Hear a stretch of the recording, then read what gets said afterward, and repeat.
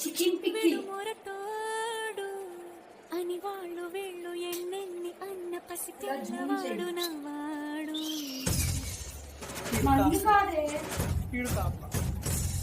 విడు ముండోడు ఊరువాడ అనుకున్న గాని మహారాజు నాకు నవ్వాడు.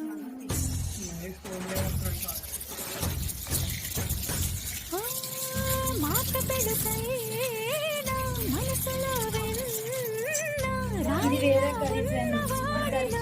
దేవుడెవరికి తెలుసును అగ్రహమగనే ఉంటాడే నా సవే.